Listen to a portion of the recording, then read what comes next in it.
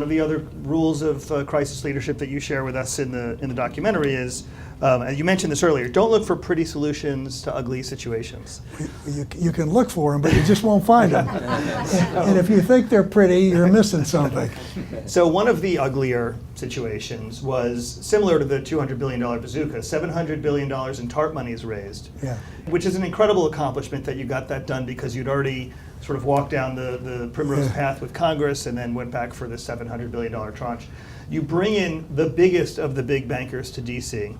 You sit down with them and whatever goes on behind closed doors, but you explain to them how you think their taking hold of this $700 billion of TARP will send all the right signals to the markets.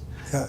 A lot of things happened. I'd love to hear you talk about what happened after that and ask you to reflect on what you sent their marching orders, what the marching orders were for that meeting and what came out of it and what you could learn from that. Yeah, well, I would say, to me, of all the things which are as close to a really, really good decision, that really comes the closest to it.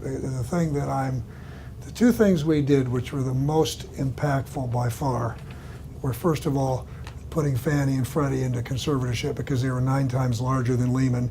And imagine if they'd gone, or if we hadn't had mortgage funding during the crisis. Now, the fact that they still exist today is a different story. You know, in 5 years, we're sowing the seeds for another crisis, and my blood boils when I just think about the fact that they're there.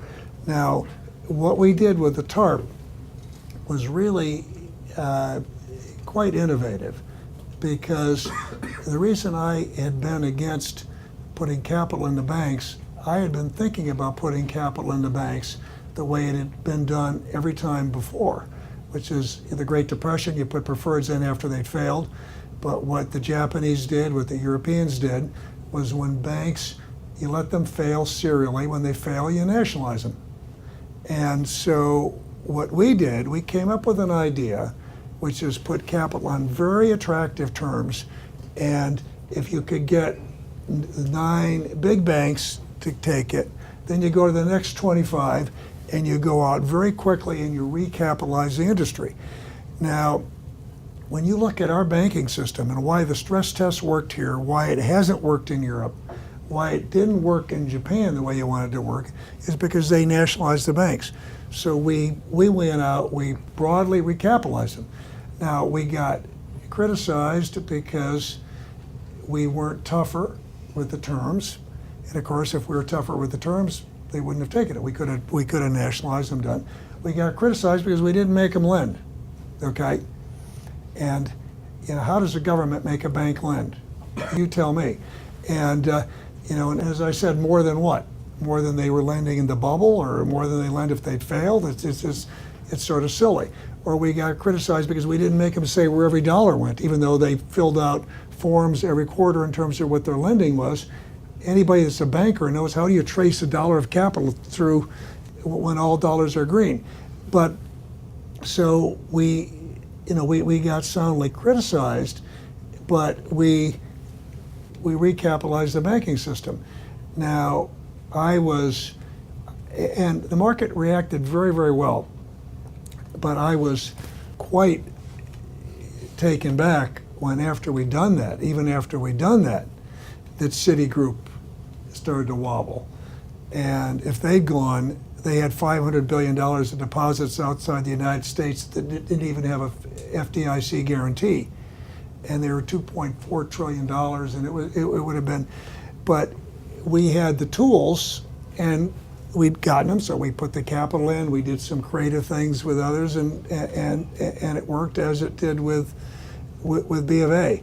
So basically, what you're getting at, Lewis, though, is this, that despite all this, and despite the fact that the bank capital programs, the bank and insurance company capital programs, last I looked, all that money had come back plus $32 billion, plus it prevented a disaster, but terribly unpopular.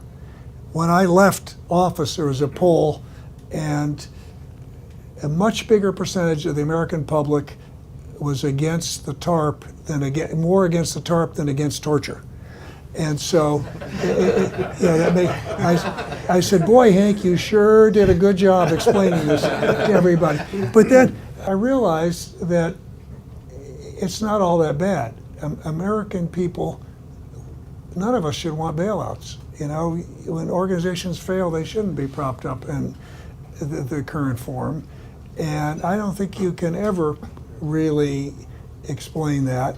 And so that's the other thing about leadership down here. I think the third thing, President Bush had said this is the economic equivalent of war. And our guys weren't getting shot at in Afghanistan or, you know, taking artillery fire at Omaha Beach or whatever.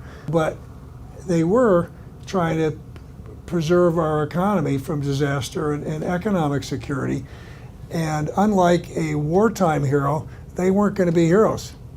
You know, you didn't have to be terribly smart to know if I said, now who would like to work on the Citigroup rescue? And people raise their hands and, you know that the best reasonable case they get criticized and investigated, and the worst one, it fails and it's, you know, they're on Andrew Mellon's team. And so I had to keep going back to the same group of people over and over again. And these are all people that didn't have political aspirations. Because if you cared about running for office, you weren't going to work on any bailouts.